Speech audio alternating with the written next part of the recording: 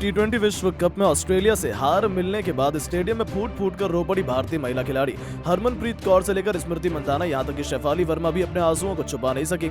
हर खिलाड़ी होगी भावुक, एक बार फिर कंगारू ने तोड़ दिया हमारा ट्रॉफी जीतने का सपना।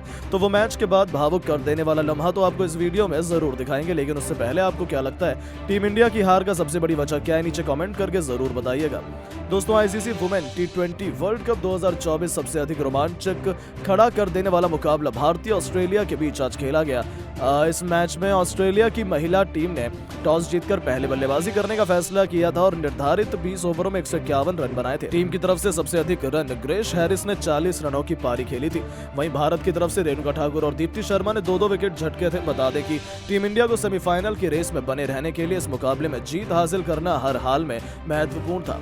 टीम इंडिया की शुरुआत भी अच्छी हुई। शेफाली और स्मृति ने तेजी से रन बनाए, लेकिन शेफाली टीम के लिए 20 रन बनाकर पवेलियन लौट गई, तो स्मृति मंदाना ने भी 6 रनों का योगदान दिया। जैमिमा केवल 16 रन बना सकी। हरमनप्रीत कौर और दीप्ति शर्मा ने मिलकर टीम की पारी को संभाला। दोनों ने जबरदस्त बल्लेबाजी की, लेकिन दीप्ति 29 रन बनाकर पवेलियन लौट गए। इसके अलावा कोई भी बल्लेबाज मैदान पर टिक नहीं सका। ऋचा घोष से लेकर पूजा, यहाँ तक कि अरुंधति और राधा कुछ खास नहीं कर सके। अंत तक हरमनप्रीत कौर मैदान पर टिकी रही, लेकिन 54 रन बनाने के बावजूद टीम को जीत नहीं दिला सकी और टीम इंडिया ये मुकाबला 9 रनों से हार गई। भारत के शहर से पूरे स्टेडियम में सन्नाटा छा गया, यहाँ तक कि दर्शकों की आंखें नम हो चुकी थी। करोड़ों हिंदुस्तानियों का सपना एक बार फिर टूट चुका था। यहाँ तक कि भारतीय महिला खिलाड़ी भी बीच मैदान में फूट फूट कर रोने लगे।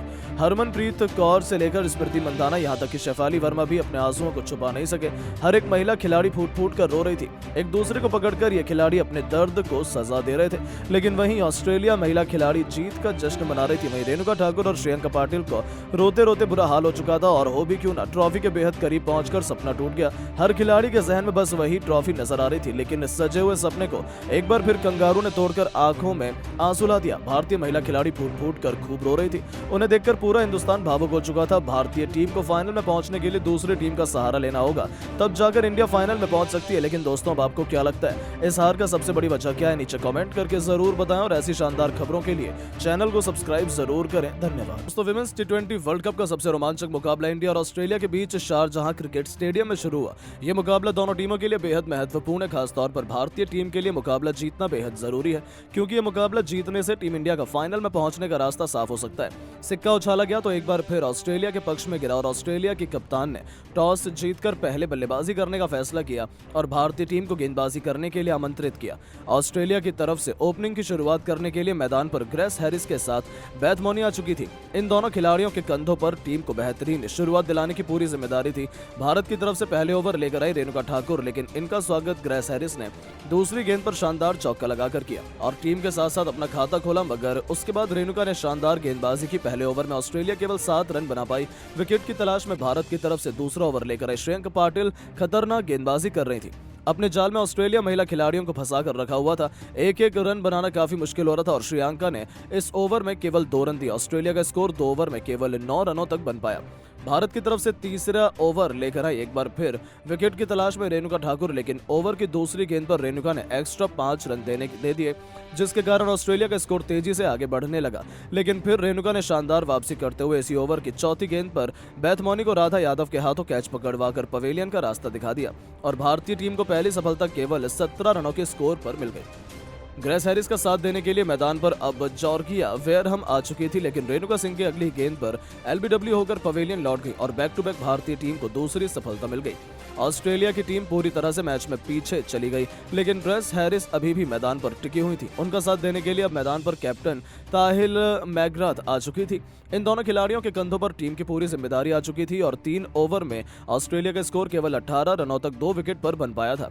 विकेट की तलाश में एक बार फिर हरमनप्रीत कौर ने बॉलिंग स्टाइल में बदलाव किया और गेंद चौथे ओवर फेंकने के लिए पूजा वस्त्रकर को थमाया और पूजा ने भी शानदार गेंदबाजी की। केवल 6 रन दिए। 4 ओवर में ऑस्ट्रेलिया का स्कोर 24 रनों तक 2 विकेट पर पहुंच पाया।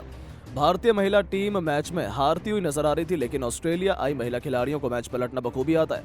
भारतीय गेंदबाजों को विकेट लेना बेहद जरूरी था। विकेट की तलाश में एक बार फिर 5वां ओवर लेकर आए रेणुका ठाकुर बेहतरीन गेंदबाजी कर रही थी। ऑस्ट्रेलियाई बल्लेबाजों को रन बनाना काफी मुश्किल हो रहा था। एक एक रन के लिए महिला खिलाड़ी मैदान पर तरस रही थी। इस ओवर में रेणुका ने केवल 6 रन दिए और इसी के साथ ऑस्ट्रेलिया की टीम 5 ओवर में केवल 30 रन 2 विकेट पर बना पाई। भारतीय महिला गेंदबाजों को लगातार विकेट की तलाश थी। पावर प्ले का अंतिम ओवर लेकर आई टीम की तरफ से श्रेयंक पाटिल। इनका स्वागत ग्रेस हैरिस ने पहली गेंद पर शानदार चौका लगाकर किया और अपनी टीम के स्कोर को तेजी से आगे बढ़ाया। लेकिन उसके बाद पाटिल ने बेहतरीन गेंदबाजी का नजारा दिखाया। एक रनों के लिए ऑस्ट्रेलियाई बल्लेबाजों को तरसा दिया और केवल 7 रन दिए। पावर प्ले के 6 ओवर में ऑस्ट्रेलिया महिला खिलाड़ियों ने 37 रन 2 विकेट पर नुकसान पर बना लिए थे।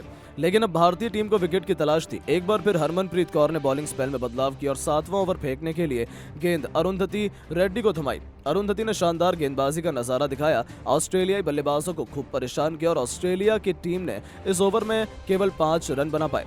7 ओवर में बड़ी मुश्किल से ऑस्ट्रेलिया का स्कोर 42 रनों तक पहुंच पाया। लेकिन उसके बाद दोनों खिलाड़ियों ने तेजी से रन बनाना शुरू किया और अपनी टीम के स्कोर को 10 ओवर में 67 रनों तक पहुंचाकर 50 रनों की साझेदारी बना लिया। भारतीय टीम को विकेट की तलाश थी।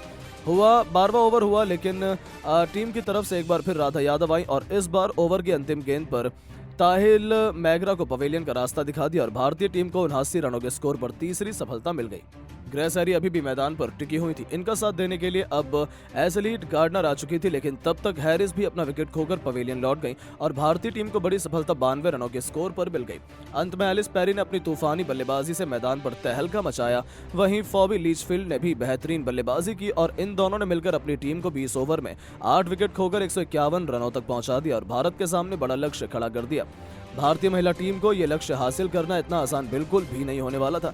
टीम की तरफ से ओपनिंग की शुरुआत करने स्मृति मंधाना के साथ शेफाली वर्मा आई। वहीं ऑस्ट्रेलिया की तरफ से पहला ओवर लेकर आई मैगन सूट शेफाली वर्मा ने पहली गेंद पर 2 रन बटोरकर टीम का खाता खोला, तो वहीं स्मृति मंधाना ने भी 2 रन बटोरकर टीम के स्कोर को आगे बढ़ाया। पहले ओवर में टीम इंडिया ने 5 रन बटोर लिया। ऑस्ट्रेलिया की तरफ से दूसरा ओवर लेकर आई गार्डनर, उनकी कुटाई शेफाली वर्मा ने जमकर कर दी। अंतिम गेंद पर शानदार चौका जड़कर टीम इंडिया को 2 ओवर में 13 रनों तक पहुंचा दिया। तीसरा ओवर लेकर आई एक बार फिर मैगन शूट और इस ओवर में भी शेफाली वर्मा का बल्ला जमकर दहाड़ा।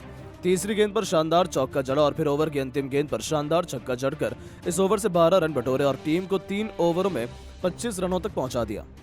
ऑस्ट्रेलिया टीम को विकेट की तलाश थी। चौथा ओवर लेकर आई एक बार फिर गार्डनर और आते इन्होंने ओवर की तीसरी गेंद पर शेफाली वर्मा को पवेलियन का रास्ता दिखा दिया और भारतीय टीम को 26 रनों के स्कोर पर पहला झटका लग गया। शेफाली टीम के लिए 20 रन बनाकर पवेलियन लौट गई, लेकिन स्मृति मंधाना अभी भी मैदान पर टिकी हुई थी। इनका साथ देने के लिए अब जेमिमा आ चुकी थी। इन दोनों खिलाड़ियों के कंधों पर टीम की पूरी जिम्मेदारी थी। 4 ओवर में इंडिया का स्कोर 1 विकेट पर 29 रन बन पाया। ऑस्ट्रेलिया की तरफ से 5वां ओवर लेकर आई सुथरलैंड की जेमिमा ने जमकर कुटाई कर दी। ओवर की 5वीं और अंतिम गेंद पर लगातार 2 चौके जड़कर टीम को 5 ओवर में 39 रनों तक पहुंचा दिया। भारतीय टीम की पारी संभलती हुई नजर आ रही थी। ऑस्ट्रेलिया की तरफ से पावर प्ले का अंतिम ओवर विकेट की तलाश में लेकर आई सोफी मेलिनिक्स और आते ही इन्होंने ओवर की पहली गेंद पर स्मृति मंधाना को एलबीडब्ल्यू कर पवेलियन का रास्ता दिखा दिया और भारतीय टीम की कमर तोड़ दी। 39 रनों के स्कोर पर दूसरा झटका लग गया। मैदान पर खुद कप्तान हरमनप्रीत कौर जेमिमा का साथ देने के लिए आ चुकी थी और टीम इंडिया का स्कोर पावर प्ले के 6 ओवर में 41 रनों तक पहुंच पाया। 7वें ओवर में जेमिमा ने भी अपना विकेट खो दिया और भारतीय टीम को 47 रनों के स्कोर पर तीसरा झटका लग गया। लेकिन हरमनप्रीत कौर और दीप्ति शर्मा मैदान पर बल्लेबाजी कर रही थी। इन दोनों ने मिलकर मैदान पर ऐसा कुछ किया जिसके बाद तो ये मुकाबला अंतिम ओवर तक जा पहुंचा और फिर दोनों टीमों में किसी एक टीम को विजेता बता पाना बहुत मुश्किल था। लेकिन दोस्तों, अब आपको क्या लगता है, भारतीय महिला टीम में इस बार वर्ल्ड कप की ट्रॉफी जीत पाएगी या नहीं? नीचे कमेंट करके जरूर बताएं और ऐसी शानदार खबरों के लिए चैनल को सब्सक्राइब जरूर करें। धन्यवाद।